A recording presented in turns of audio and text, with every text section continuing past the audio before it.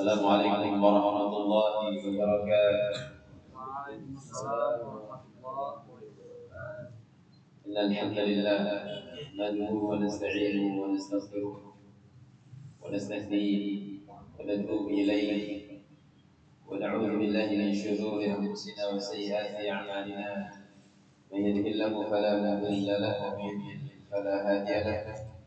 أشهد أن لا إله إلا الله وحده لا شريك له وأشهد أن محمدا عبده ورسوله الذي لا نبي ولا رسول بعده. اللهم صل وسلم على نبينا وحبيبنا محمد وعلى آله وصحبه وسلم تسليما مزيدا. ثم أما بعد، اللهم لا سهل إلا ما جعلته سهلا وأنت تجعل الحزن إذا شئت سهلا. إخواني وأخواتي في الله رحمني ورحمكم الله. Alhamdulillah pada pagi menjelang siang ini Allah kembali mengumpulkan kita di salat malam. Cuaca yang sejuk, mendung. Mudah-mudahan kalau hujan menjadi hujan yang bermanfaat, bawa keberkahan. Amin ya rabbal alamin. Baik. Jemaah yang Allah Taala, kita akan lanjut pembahasan kita. Bab atau pasal yang ke-6 adalah larangan mencela sahabat dan juga larangan mencela para imam membawa petunjuk. Mereka para ulama yang telah berupaya keras mewakafkan hidupnya untuk membimbing umat, bagaimana kemudian dicela sementara kebaikan dari mereka.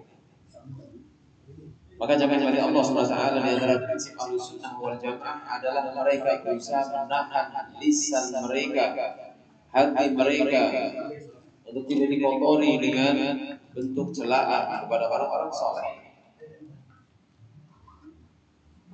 Mereka tidak mau mencela gurunya, mereka tidak mau mencela para ulama, mereka tidak mau mencela generasi salafus saleh, para imam, dan mereka juga tidak mau mencela para tabi'in ataupun para sahabat. Mereka Ahlussunnah, orang-orang yang benar-benar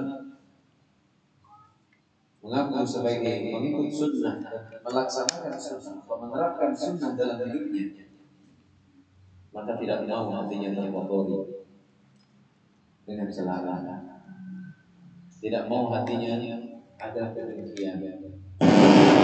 Ahlussunnah ingin hatinya selalu, Ahlussunnah ingin hatinya selalu bersih dan meminta kepada Allah, mohon kepadanya terus dibersihkan hatinya. Tidak mau ada ghil, kedengkian, bahkan sesama mukmin tidak mau ada ghil, kedengkian. Dan itu cuma nikmat Allah SWT. Jadilah kita sebagai arhamun nas, manusia yang paling penyayang kepada saudara kita yang muslim, sesama muslim, walaupun beda manhaj, beda paham, ataupun kepada orang awam, orang-orang fasik, kita pun disuruh untuk berbuat baik kepada mereka, untuk tidak ada ghil, tidak ada kedengkian kepada mereka, tidak menaruh kebencian kepada mereka. Lalu bagaimana dengan sesama Ahlussunnah? Ahlussunnah adalah orang yang paling penyayang, paling lembut, paling bersih hatinya. Hatinya terus menginginkan kebaikan untuk saudaranya sebagaimana dia menginginkan kebaikan untuk dirinya. Itulah Ahlussunnah. Maka kalau hatinya baik, jernih, tentu lisan akan keluar ucapan-ucapan yang baik. Tulisan-tulisannya pun akan muncul tulisan-tulisan yang baik. Dia tidak akan bikin status yang menyinggung saudaranya ataupun nulis di Facebook yang mengomentari saudaranya. Sangat disayangkan kalau ada seorang mengaku Ahlussunnah tapi dia masih ada ghil, masih ada kedengkian kepada saudara muslim. Maka kita harus terus waspada karena syaitan harus mengintai kita semuanya. Syaitan itu sudah putus asa untuk disembah. Sudah putus asa. Orang tauhid mana mau menyembah syaitan. Kan begitu. Syaitan sudah putus asa untuk membawa ahlu sunnah kepada bid'ah. Mereka ahlu sunnah benci dengan bid'ah. Mana mau disuruh berbuat bid'ah. Kan begitu. Orang-orang yang melakukan ketaatan mana mau disuruh maksiat. Sementara dia sudah benci dengan maksiat. Tapi masih ada satu celah untuk menggelincirkan mereka, dimasukkan ke dalam hati mereka kedengkian, kebencian dengan saudara muslimnya, yang akhirnya terjadi gesekan, benturan, salah pahaman, kebencian, keegoisan. Akhirnya merasa dirinya lah yang paling baik dan paling benar, lalu dia memisahkan dengan saudaranya. Lalu dia tidak mau diberikan salam, tidak mau diajak bicara, la salam wala kalam. Disalamin, nggak mau jawab. Disapa, membuang muka. Subhanallah. Assalamualaikum taala assalamatu wal afiyah. Kita mohon Allah dari yang seperti ini. Kita hendaklah menjadi manusia yang paling penyayang, yang paling jernih hati kita, paling lembut hati kita. Lisan-lisan kita hendaklah selalu keluar kata-kata yang baik. Seandainya kita dizalimi, disakiti, terus istighfar, memohonkan ampunan untuk saudara kita. Ya Allah, ampunilah dia. Ya ngerti. Dia belum sadar dan dia, ya Allah, ampuni saya. Masya Allah. Yang keluar yang banyak. Ya. Yang terjadi adalah apa? Ketika kita disakiti, air tuba dibalas dengan air susu. Kebalikannya. Iya, air tuba dibalas dengan air susu. Teman mencela kita doakan. Ya Allah, ampuni. Dan kita tidak terpancing. Dan kita tidak membalas dengan celah. Nah, itulah Ahlus Sunnah wal Jamaah, tidak mau hatinya dikotori dengan ghil, sedikit ketidaksukaan kepada saudara. Yang ada adalah ingin saudaranya senantiasa mendapatkan kebaikan, ingin terus menolong saudaranya, ingin terus memberikan manfaat untuk saudaranya, ingin terus saudaranya bahagia, senang. Makanya Rasulullah SAW berpesan, la tahqiranna minal ma'ruf. Jangan kalian sepelekan kebaikan. La tahqiranna minal ma'ruf syai'an walau an talqa akhaka biwajhin talqa. Walaupun kebaikan itu hanya sekedar ketemu saudaramu dengan wajah yang berseri-seri, itu udah bikin saudara kita senang, bahagia. Ketemu, senyum, cerah, ceria, ya. Pokoknya pengennya saudara kita selalu happy. Kalau saudara kita lagi sedih, dihibur, apa yang bisa saya bantu? Seperti ini. Itulah Ahlus Sunnah wal Jamaah. Orang yang paling penyayang.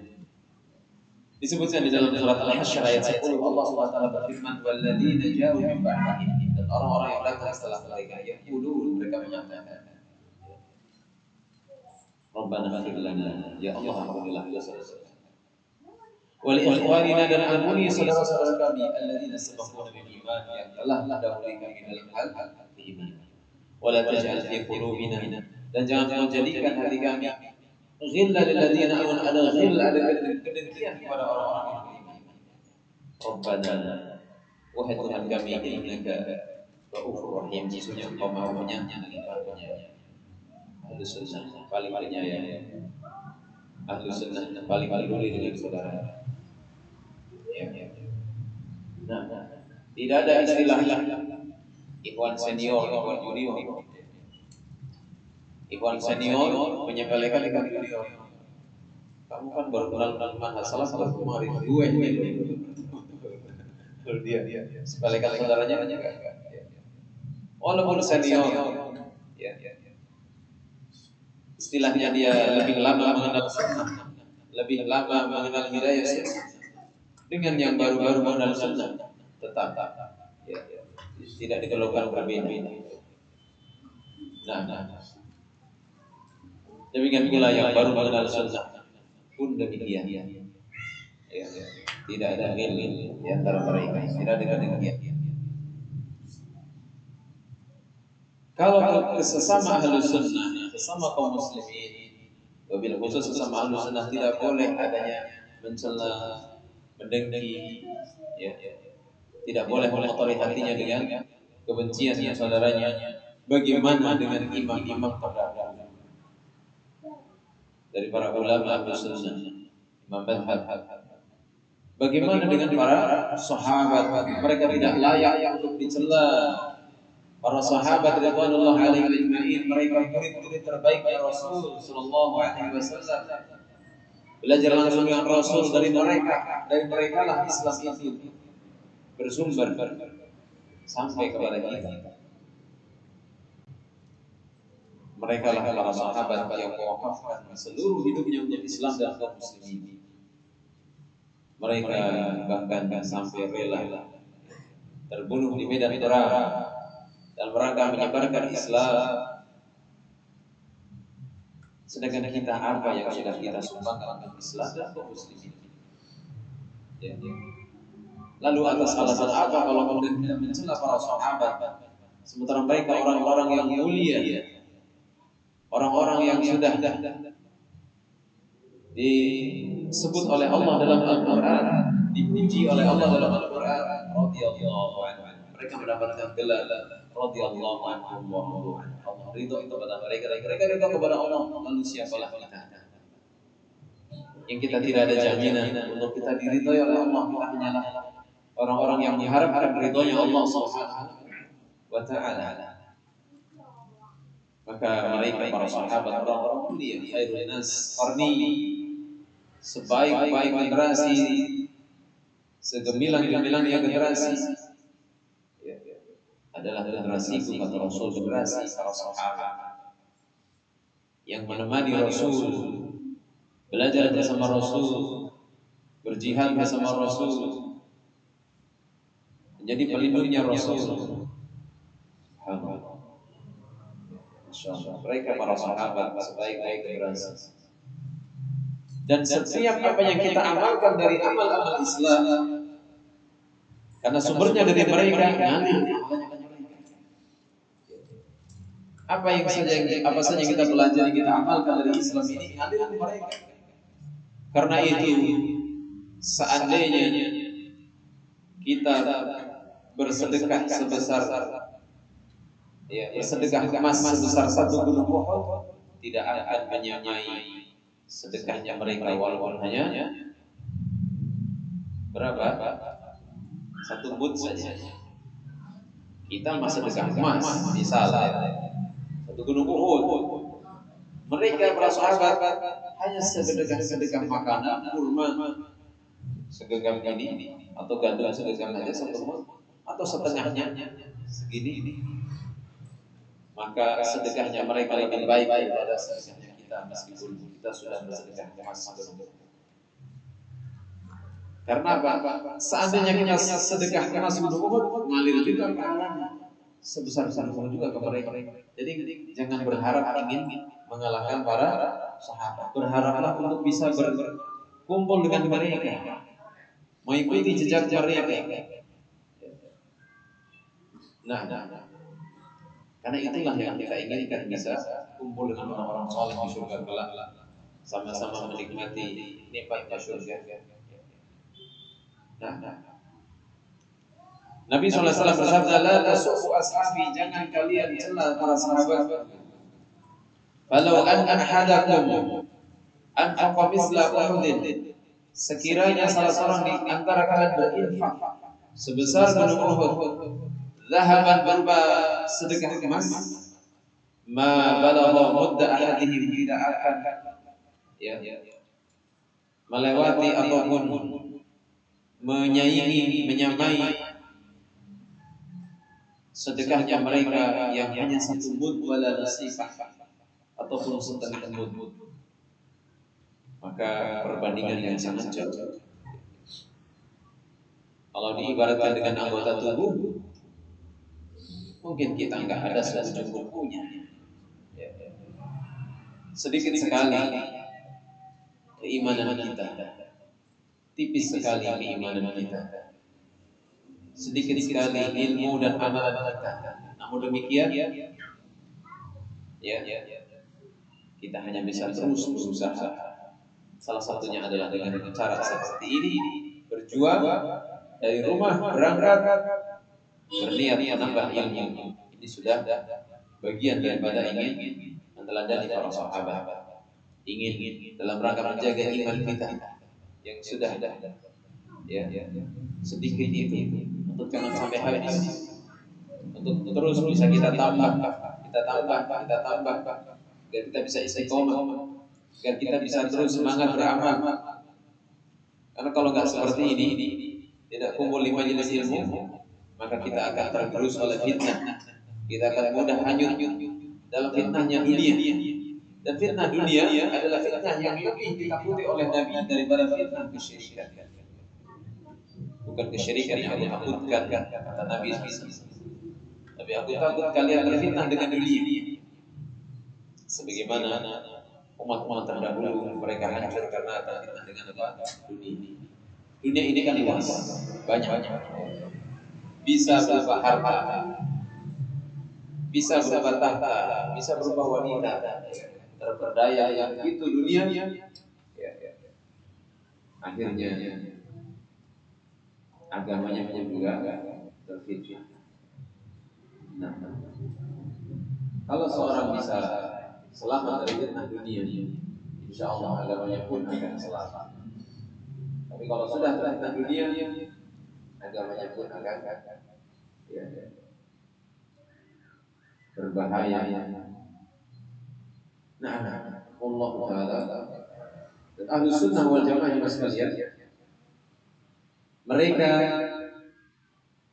menerima keutamaan para sahabat yang disebut dalam Al-Quran dan Sunnah, dan mereka Ahlus Sunnah meyakini para sahabat adalah generasi yang dibilang yang paling baik, sebagaimana tadi sudah kita sebutkan khairukum qarni, yang terbaik dari kalian adalah generasi masa yaitu masa para sahabat, masa Nabi SAW. Dan ketika Nabi SAW menyebutkan sataftariqu ummati ala 73 atau firqah, akan terpecah umatku menjadi 73 golongan. Kulluhum fin nar illa wahid. Semuanya di neraka kecuali satu. Ketika ditanya kepada Rasul, "Man hum ya Rasulullah?" sama mereka, "Hum ma ana alaihi al-yawma wa ashabi." Disebut oleh Rasul kayak golongan yang selamat itu, al-firqatun najiyah, kelompok yang selamat adalah mereka yang aku dan para sahabatku sekarang berada di atas. Orang-orang yang menempuh jalan yang aku dan para sahabatku berada di atas. Berarti para sahabat adalah orang-orang terbaiknya dari generasi ini. Karena sumber kebaikan dari mereka, timbangan kebaikan adalah dari mereka. Standar kebaikannya dari mereka. Kalau ingin baik umat ini, hendaklah mengikuti bagaimana umat terdahulu yang mereka adalah orang-orang yang baik. Baik umat ini adalah dengan mengikuti umat-umat terdahulu yang baik. Apa yang menjadi baik umat terdahulu, maka itu menjadi baik untuk umat sekarang. Karena itu tidak ada istilah ketinggalan zaman kuno, enggak. Justru kemurnian, kejernihan, ajaran yang orisinil yang asli ada dari mereka, dari Rasul dan para sahabat. Maka keselamatan adalah mengikuti mereka Rasul dan para sahabat. Ada teknologi, ini adalah dan kita boleh memanfaatkannya. Bukan berarti kemudian ikutin para sahabatnya kalau mau haji naik onta. Enggak. Kalau naik pesawat sih enggak seperti itu. Itu kan teknologi. Teknologi itu boleh dipakai selagi itu kebaikan dan maslahat kaum muslimin. Bid'ah itu ya, yang dimaksud di dalam agama bid'ah yang dilarang adalah bid'ah dalam agama, dalam perkara agama, bukan dalam perkara dunia. Kalau secara bahasa bid'ah perkara baru, ya teknologi baru.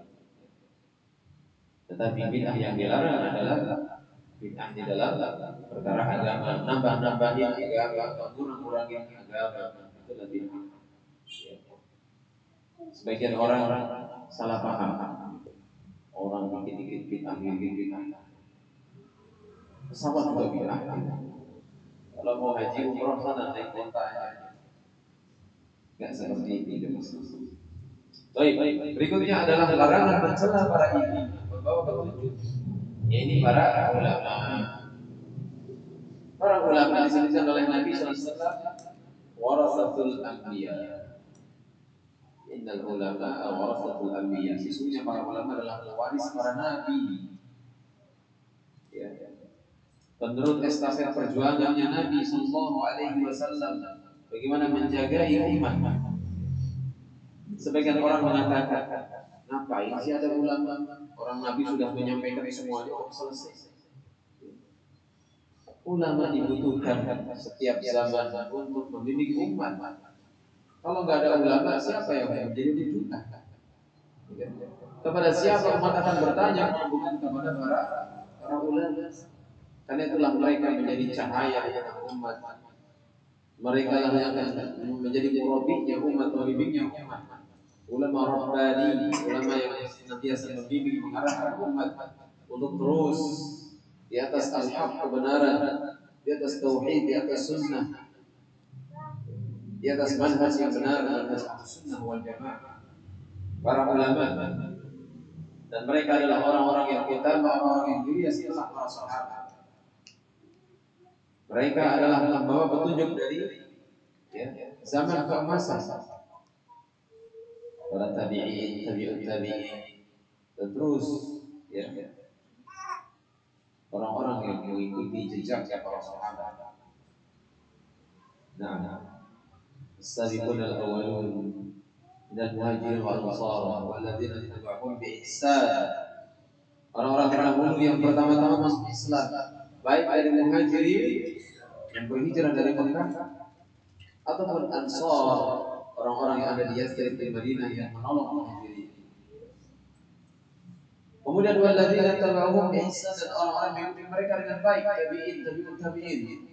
Terus dari generasi ke generasi sampai zaman ini masuk dalam ayat ini, walladzina tabi'uhum bi ihsan. Tidak dibatasi kan? Yang mengikuti mereka dengan baik sampai hari kiamat. Ya. Dari kalangan mengikutnya Imam Mahdi, mana mereka tegak ahli sunnah wal jamaah. Nah, maka siapapun yang mengikuti mereka dengan baik masuk dalam ayat ini. Radhiyallahu anhum wa radu anhu, ridha kepada mereka dan mereka ridha kepada Allah. Wa'adallahu lahum jannatan tajri tahtaha al-anhar fiha. Dzalika al-fawzul 'azim. Allah sediakan bagi mereka surga yang mengalir di bawahnya sungai-sungai. Mereka kekal di dalamnya selama-lamanya. Itulah kemenangan yang besar. Itu jemaah sekalian.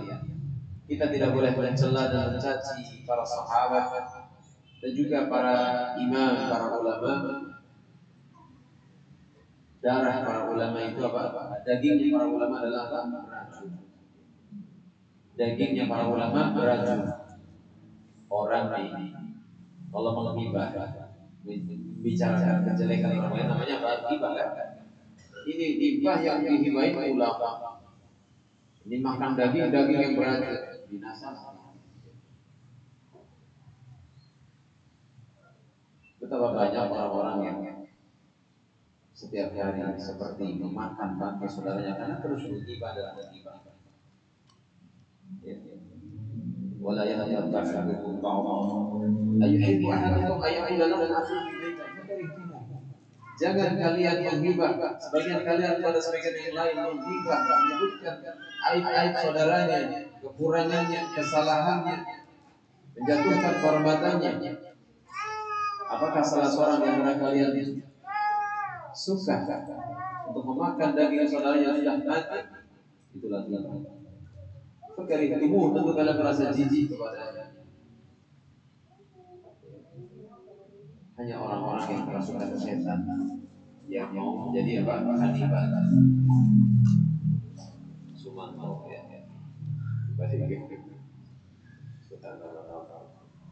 Orang-orang yang kerasukan setan yang mau kanibal. Dan ternyata ada orang yang melakukan kanibal setiap hari, makan daging saudaranya dengan cara kanibal.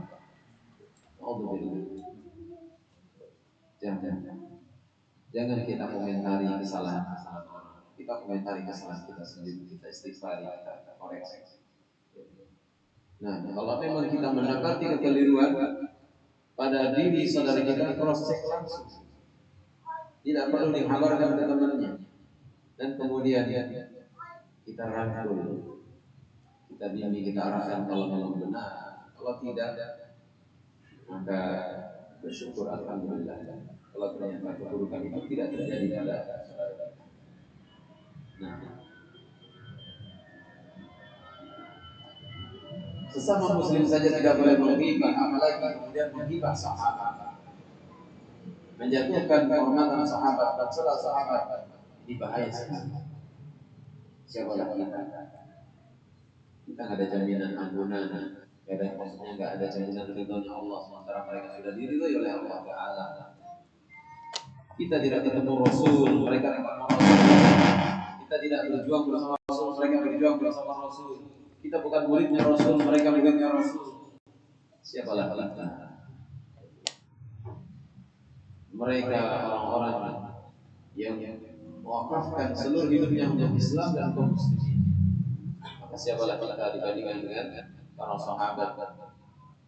Ahlus sunnah adalah orang yang paling cinta dengan para sahabat. Nah, dalam surat An-Nisa ayat 15 Allah Taala berfirman, "Wa may yushaqiqir rasula min ba'di ma tabayyana lahul huda." Dan siapa yang menentang Rasul, wa may yushaqiqir rasul min ba'di ma tabayyana lahul huda, setelah jelas kebenaran baginya, wa yattabi' ghayra sabilil mu'minin, dan kemudian dia mengikuti jalan yang bukan jalannya orang mukmin, nuwallihi ma tawalla. Apa hukumannya? Kalau menentang Rasul, ikut jalan yang bukan jalannya Rasul, bukan jalannya orang-orang beriman, hukumannya adalah nuwallihi ma tawalla. Kami akan biarkan dia leluasa terhadap kesesatan ini. Wa nuslihi jahannam. Lalu kemudian kami masukkan dia ke dalam jahannam. Wa sa'at masira. Dan jahannam ini adalah seburuk-buruk tempat kembali. Jadi ancamannya keras. Kalau seseorang menentang Rasul, kalau seseorang mengikuti jalan yang bukan jalan Rasul, bukan jalan orang-orang beriman, mencela sahabat bukan jalan Rasul, bukan jalan orang beriman, itu jalan syaitan, jalan para peniru-peniru syaitan, jalan yang musuh-musuh Allah. Nah, kenapa orang Yahudi menciptakan agama Syiah? Agar supaya ada sahabat yang dicela. Padahal mencela satu sahabat seperti mencela seluruh sahabat. Itu luar biasa tujuan mereka ya. Tujuan orang-orang Yahudi bikin agama Syiah biar para sahabat dicela. Tapi mereka membuat politik belah-belah. Satu diinjak, satu diangkat, satu dicela, satu diunggulkan. Ya.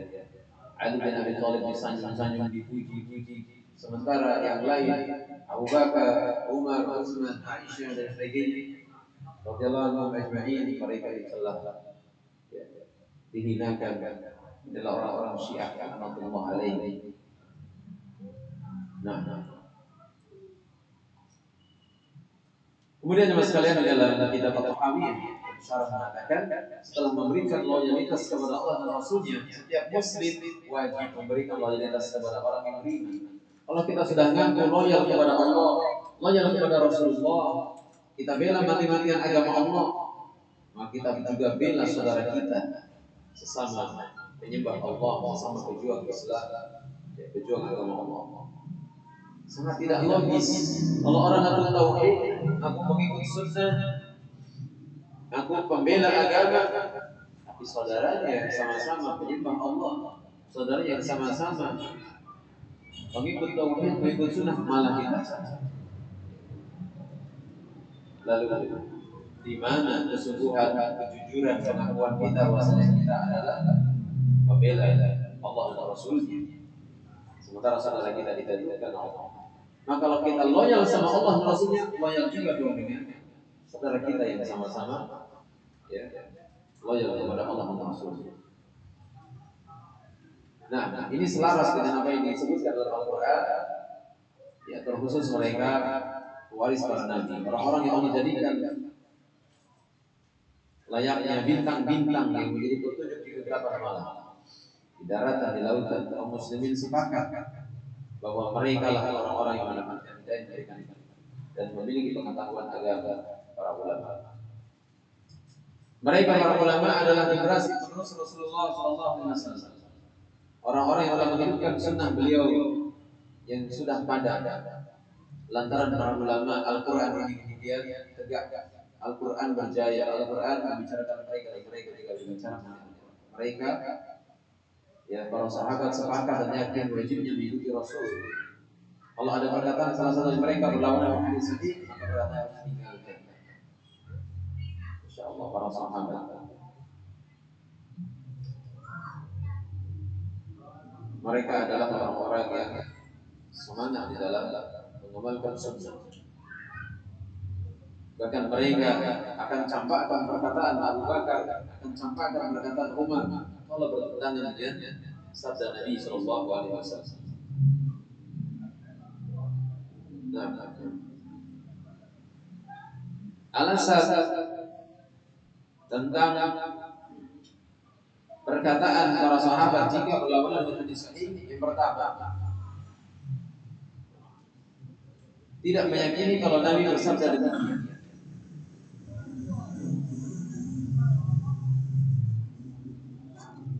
Jadi kalau misalnya ada perkataan yang bertentangan dengan hadis sahih,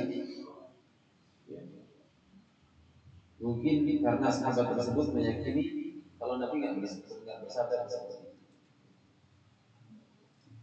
Yang kedua, tidak meyakini kalau sabda Nabi itu dimaksudkan untuk masalah tertentu. Dan yang ketiga, meyakini kalau hukum hadis itu telah dihapus. Oh, mungkin hadisnya sudah dihapus, hukumnya sudah masuk. Nah, jadi kalau ada perkataan-perkataan dari para sahabat yang melawan dengan hadis sahih, maka perkataan itu harus ditinggalkan. Yang pertama adalah tidak meyakini kalau Nabi bersabda demikian. Artinya apa yang dikatakan sahabat tidak disabdakan oleh Nabi SAW. Yang kedua, tidak meyakini kalau sabda Nabi dimaksud untuk masalah tertentu. Bahwasanya apa yang disabdakan Nabi bukan untuk masalah yang sedang dibahas. Yang ketiga, meyakini kalau hukum hadis itu telah dihapus. Mungkin karena sudah ada hadis lain yang menjadi nasih menghapus, sehingga hadis sebelumnya menjadi mansukh, menjadi terhapus. Kemudian jemaah sekalian, kenapa kita tidak boleh mencela para sahabat? Karena para sahabat lebih utama dari kita, lebih dahulu masuk Islam. Mereka lah orang-orang yang telah menyampaikan risalah Rasul kepada kita, menjelaskan permasalahan agama yang samar, yang syubhat ataupun yang rumit, dan Allah ridha kepada mereka. Radhiyallahu anhu.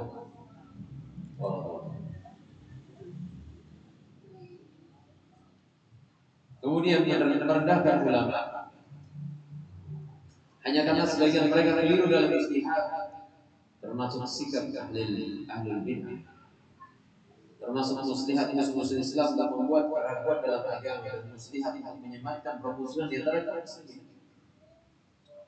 Syekh ini berfatwa demikian, Syekh ini fatwa demikian. Lalu kemudian apa? Menjatuhkan ulama yang ini karena kita mengaku mengikut ulama ini. Akhirnya apa? Jadilah berkubu-kubu. ada kubu yang mengikuti ulama ini, ada kubu yang sudah pecah. Seperti yang terjadi di akhir zaman ini, itu terjadi di tengah salafiyin yang mengaku Ahlussunnah. Ketika sebagian orang-orang yang mengaku Ahlussunnah mencela dan mencaci Syekhuna Muhammad Al-Imam, Syekh Muhammad Al-Imam, ya, Hafizahullah Ta'ala, seorang ulama ya, di Yaman. Maka kemudian banyak orang mencela Syekh Muhammad bin Abdullah Al-Imam, Hafizahullah Ta'ala.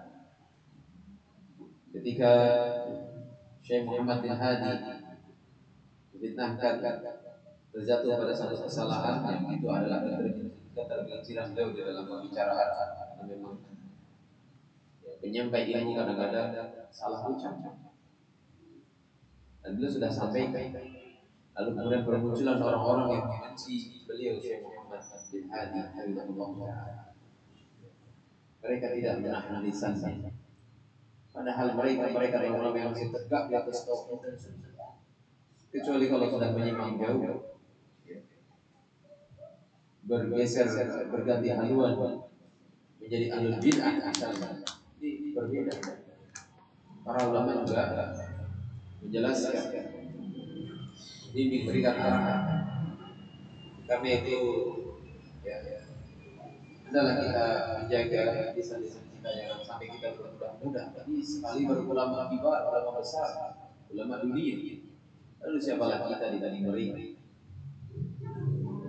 Karena itu kita dapati bagaimana ulama-ulama yang sejuk, yang tidak mau ikut-ikutan dalam fitnah. Bagaimana sikap dari Syekh Shalih bin Fauzan Al-Fauzan Hafizahullah Ta'ala, yang beliau sangat berhati-hati di dalam mengomentari ulama yang lain.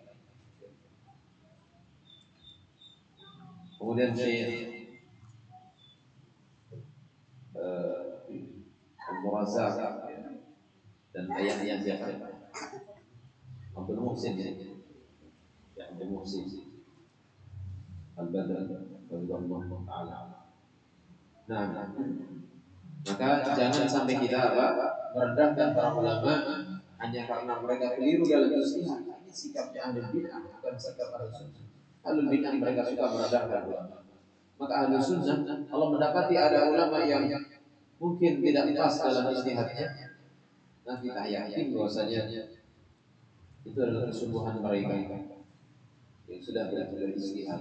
Kata Nabi, kalau ulama berijtihad dan itu benar, pahalanya 2. Tapi kalau salah, mereka tetap mendapatkan satu pahala, yaitu pahala kesungguhan di dalam berijtihad. Nah, kalau kemudian merendahkan ulama karena satu kekeliruan dalam hal ijtihad, akhirnya apa? Terjadilah permusuhan di tengah-tengah kaum muslimin. Nah, ini terjadi hari ini. Karena itu jemaah sekalian, kita para thalabul ilm, para penuntut ilmu, hendaklah ya berhati-hati dari perkara yang seperti ini. Jangan sampai kita merendahkan para ulama, mencela mereka, melecehkan mereka. Ya. Hendaklah kita menghormati para ulama, bangga dengan tingginya para ulama, tidak terperdaya dengan propaganda yang menyesatkan. Nah, Allah Ta'ala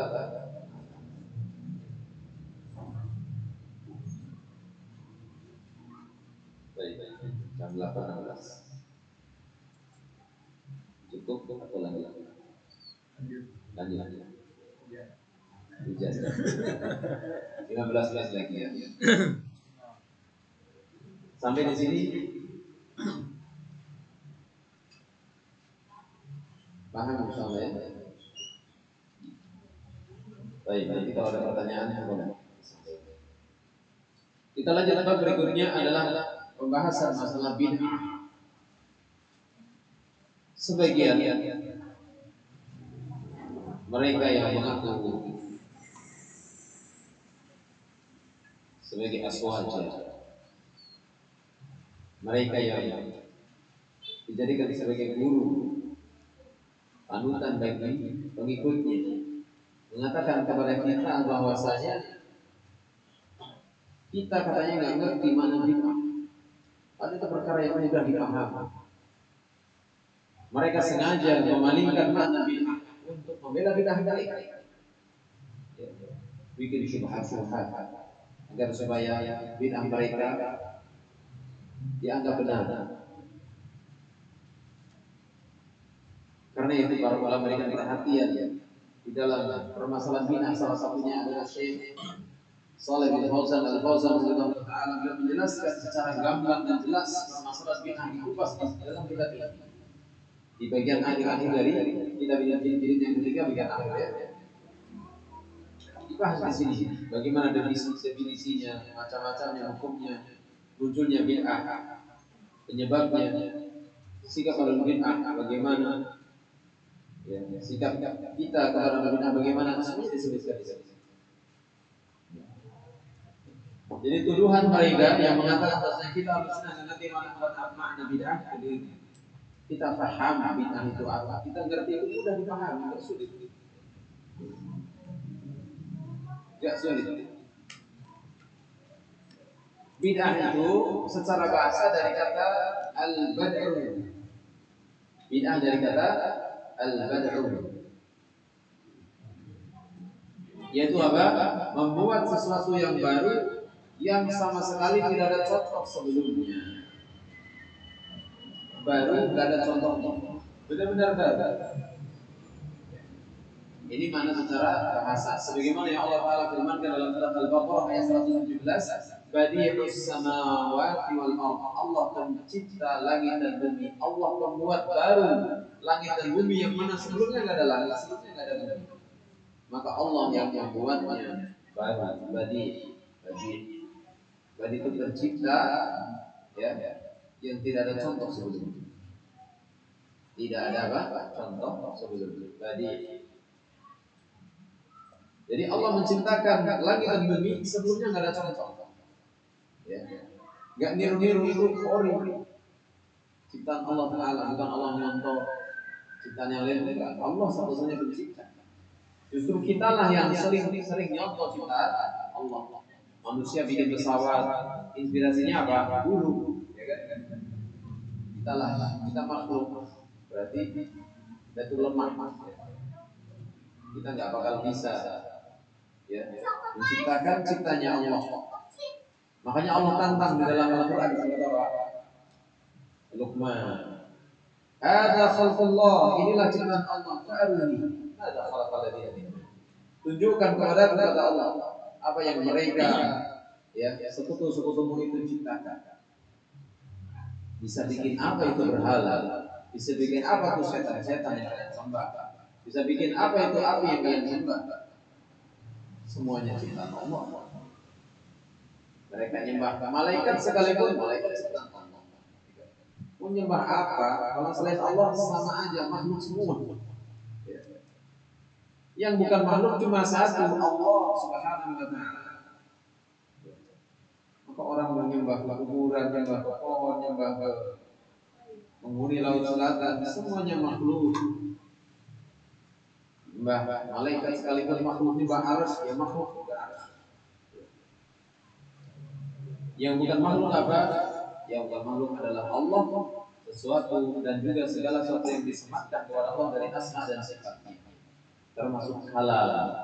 Halal ini bukan makhluk. Halal adalah sifat dzatiyah yang kita bahas dari awal. Sifat dzatiyah, sifat yang nempel pada dzatnya Allah. Halal. Allah berbicara. Maka Al-Quran bukan makhluk. Al-Quran adalah kalam Allah. Berbicaranya Allah. Nah, baik. Allah Ta'ala juga firman dalam surat Al-Aqaf ayat 9, Qul ma kuntu bid'an minar rusul. Katakan aku bukan rasul yang pertama. Bid'an minar rusul. Jadi di sini ada kata bid'an minar rusul dari kata bada'a, ya. Nah, jadi artinya Rasulullah SAW bukan satu-satunya Rasul. Sebelumnya sudah ada para Rasul. bukan Rasul yang pertama yang membawa risalah dari Allah untuk para hambanya. Sudah banyak Rasul-Rasul sebelumnya. Nabi Nuh, ya, Nabi Ibrahim, Nabi Musa, Nabi Isa, dan juga para nabi-nabi yang lain. Nah,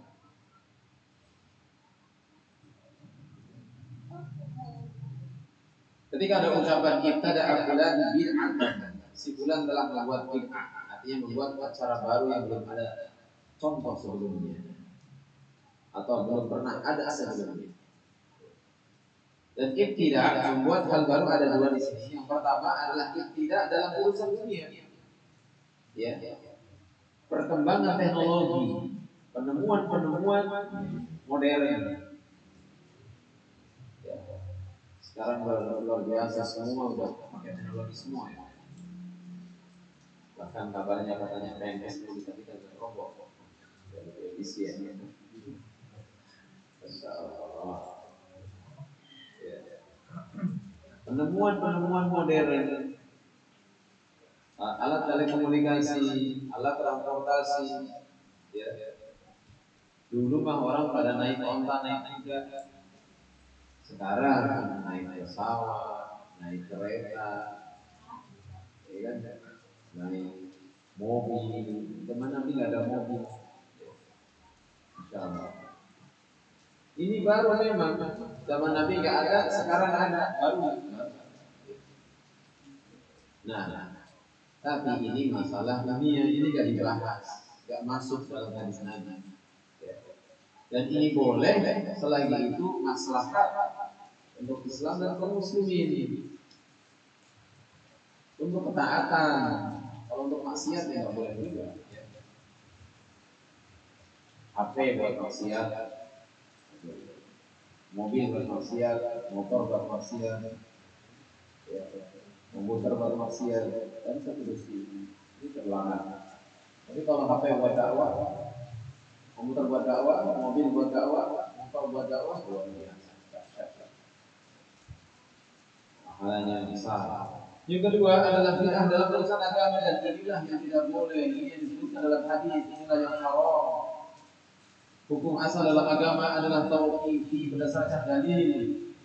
Dan Nabi sudah tegas sebutkan dalam hadis, man ahdatsa fi amrina hadza ma laysa minhu fa huwa raddun. Siapa yang membuat perkara baru dalam urusan agama kami ini, maka ya tertolak. Membuat perkara baru yang tidak ada dasarnya, tidak ada landasannya, tidak ada dalilnya, tertolak.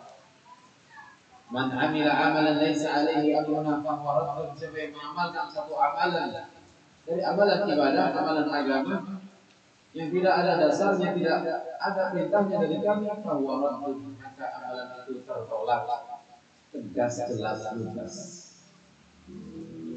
Akal mana yang juga nggak bisa mencerna hadis sederhana ini? Lalu kemudian mereka memutar-mutar, membolak-balik, intinya melegalkan bid'ah mereka itu.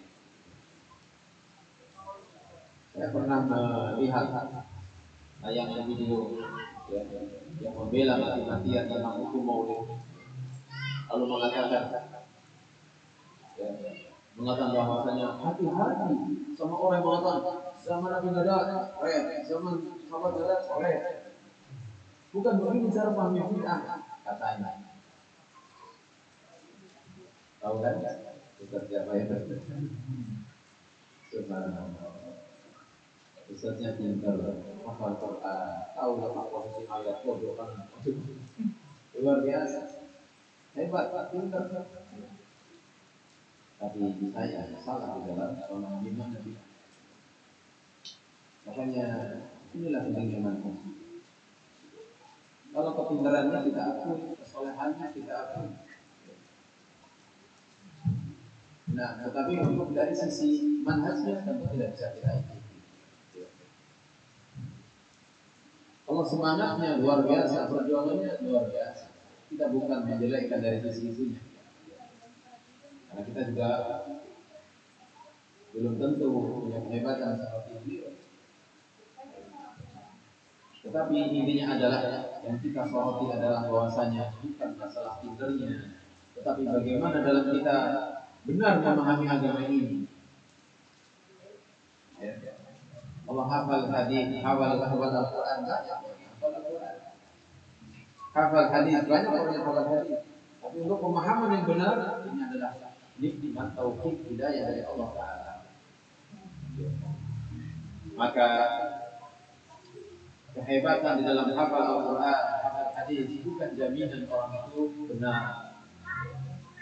Kenapa? Karena hafal masih harus diiringi dengan pemahaman yang benar. Hafal, Qurannya hafal, tapi pemahamannya salah. Bagaimana ini? Amalan itu bermula dari pemahaman. Ya kan? Yang seorang amalkan adalah hasil dari pemahamannya itu. Makanya perbedaan antara kita Ahlus Sunnah penebar rahmah dengan teroris adalah dari segi pemahaman. Tampilan boleh sama. Teroris berjenggot, kita berjenggot. Teroris cingkrang, kita cingkrang. Teroris pakai gamis, kita pakai gamis. Tapi pemahaman mereka menganggap pemerintah kafir misalnya. Lalu mereka menganggap bahwasanya menjadi pengantin disebut bidadari dari bunuh diri misalnya. Pemahaman dari pemahaman yang keliru lalu mereka melakukan kesalahan. Maka pemahaman ini harus benar. Sementara kita Ahlussunnah wal Jamaah, ya, pemahaman kita bahwasanya Islam adalah rahmatan lil alamin. Islam bukan penebar teror. Islam adalah pembawa rahmat. Tapi saya kaum muslimin Ahlussunnah adalah orang-orang yang paling sayang kepada pemerintahnya. Pemerintahnya zalim, kita tetap menginginkan kebaikan. Kalau pemerintah zalim dan menyuruh kepada yang mungkar, kita nggak bakal taat. Kita nggak bakal dengar. Karena asam wa ta'at, dengar dan taat hanya dalam perkara yang ma'ruf. Dengar dan taat maksudnya adalah tidak menjatuhkan kewibawaan kaum pemimpin. Maka la ta'ata li makhluqin fi ma'siyatil khaliq. Tidak ada ketaatan kepada makhluk di dalam hal maksiat kepada sang khaliq. Makanya kalau kita misalnya kita mendapati pemimpin kita melakukan kezaliman, kita tidak setuju dengan kezalimannya, kita tidak bela kemungkarannya, namun kita juga tidak menjatuhkan kehormatannya, tidak mencela dan tidak menghinakan. Namun kita doakan, kalau kita mampu menasihati, nasihati dengan cara sembunyi-sembunyi, rahasia, bukan dengan cara berdemo, ya, bukan dengan cara merusak fasilitas umum, tidak membawa kebaikan. Karena itu para ulama berpesan jangan berontak kepada penguasa, jangan berontak kepada penguasa. Sekali Hajjaj bin Yusuf, sama khalifah yang sangat bengis, yang sangat kejam, sampai rakyatnya dibantai. Padahal rakyatnya muslim dibantai. Dan banyak ribuan mayat-mayat yang berlimpangan lalu pesta di atas mayat-mayat kaum muslimin. Itu pun kata para ulama jangan berontak. Itu adalah hukuman Allah. Maka hukuman Allah yang dilawan dengan tangan-tangan kalian. Bersabar. Jadi seperti itu. Pemahaman ini penting, ya. Kenapa banyak orang terjatuh kepada bid'ah? Karena pemahaman mereka salah dalam memahami makna bid'ah. Padahal makna bid'ah ini sederhana. Bid'ah adalah sesuatu yang baru, tidak ada tuntunan dari Nabi Sallallahu Alaihi Wasallam. Ini bid'ah dalam perkara agama, bukan perkara dunia. Kalau perkara dunia itu mengatakan oleh bebas, eksplor seluas-luasnya silakan. Penelitian lagi. Makanya ketika Nabi Shallallahu Alaihi Wasallam ditanya oleh seorang sahabat, ya Rasulullah, bagaimana caranya biar kurma ini bisa berbuah? Biarin aja, bisa diapain, kan juga berbuah. ternyata nggak perlu berbuah. Ya Rasul nggak perlu berbuah. Maka Rasul sudah menyampaikan kalau antum alam di umur dunia, kalian lebih tahu, lebih ngerti tentang urusan dunia kalian. Fasalu ahla dzikri in kuntum la ta'lamun. Tanya kepada yang lebih tahu kalau kalian nggak tahu. Saya nggak urusan dengan dunia ini. Ya. Kata Rasul. Artinya apa? Beliau tugasnya adalah membimbing umat dalam masalah agama, dalam masalah jadi dalam masalah dunia pertanian, peternakan, silakan tanya kepada ahlinya. Nah, ini menunjukkan apa? Bid'ah itu dalam perkara agama bukan perkara dunia. Nah, Allah Taala sudah jelas ini ya. Baik. Sebenarnya kita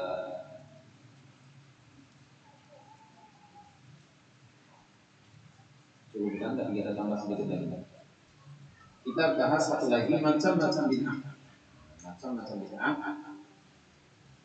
Bid'ah ada dua. Yang pertama adalah bid'ah dalam ucapan dan keyakinan. Sebagaimana keyakinan orang Jahmiyah, Mu'tazilah dan kelompok sesat lainnya.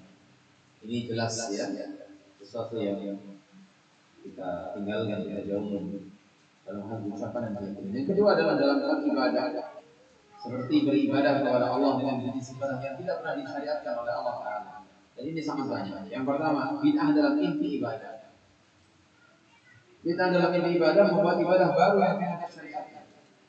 Buat sholat-sholat baru, puasa-puasa baru, sholat berbau kasar. Bikin sholat baru, sholat berbau kasar. Ada tuntunan dari Nabi SAW. Bikin puasa baru, puasa mufti, puasa pati geni, ya, puasa apa lagi? Puasa peron. Bikin puasa-puasa baru, ya, perayaan-perayaan baru. Ya, happy birthday for Nabi.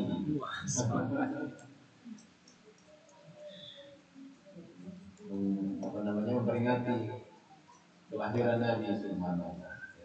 Nabi saja nggak memperingati, para sahabat memperingati, dia memperingati. Padahal para sahabat orang yang paling cinta kepada Nabi. Dan para sahabat tidak tunjukkan kecintanya dengan cara memperingati Maulid, enggak. Lalu kenapa mereka mengatakan ini kan demi cinta kita sama Nabi? Lebih cinta mana ada dengan para sahabat? Tentu saja seperti itu. Tentu para sahabat lebih cinta kepada Rasul. Ternyata para sahabat tidak melakukannya. Seandainya ya, itu dibenarkan dalam syariat, kita ahli sunnah adalah orang yang paling cinta sama Nabi. Pasti kita terdepan dalam merayakan Maulid Nabi kalau itu disyariatkan. Tapi karena itu tidak disyariatkan, maka dalam rangka cinta kepada Nabi itu caranya adalah dengan kita mengikuti sunnahnya Nabi SAW, mempelajarinya, mengamalkannya, mendakwakannya, memperjuangkan ya, warisan beliau dari agama ini. Sallallahu alaihi wasallam. Nah, ini sama sekali tidak ada syariatnya. Yang kedua adalah bid'ah dalam penambahan dalam ibadah yang memang disyariatkan. Tambah rakaatnya dalam sholat zuhur, sholat asar, kurang mantap nih. Asar 4 rakaat, tambah 5 rakaat. Sholat zuhurnya benar di waktu zuhur, tapi jumlah rakaatnya keliru. Ini udah mulai dimodif. Ya. Iya.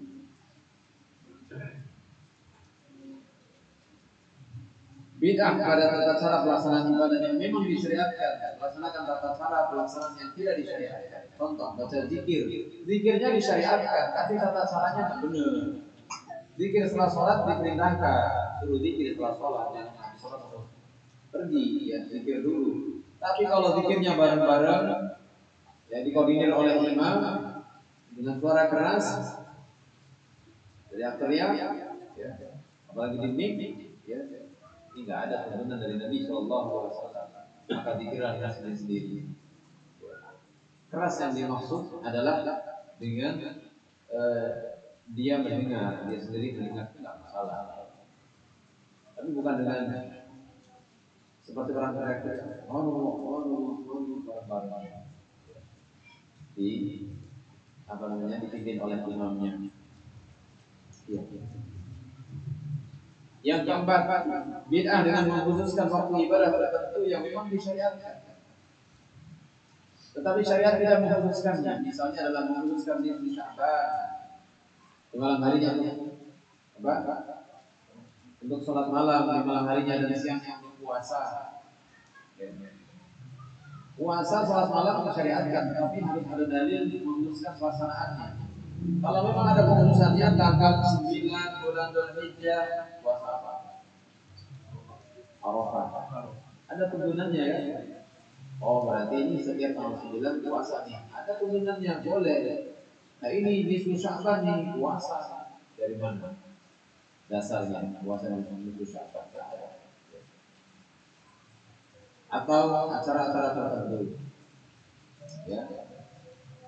Mendoakan orang yang sudah mati boleh. Dan itu disyariatkan ya. Tapi kalau bikin acara 3 hari, 7 hari, 100 hari, dari mana dasarnya? Kalimat tahlil bagus, tapi kalau menjadi tahlilan, siapa yang ngajarnya? Apakah Nabi mengajarkan seperti itu? Jadi seperti itu. Nah, Allah Taala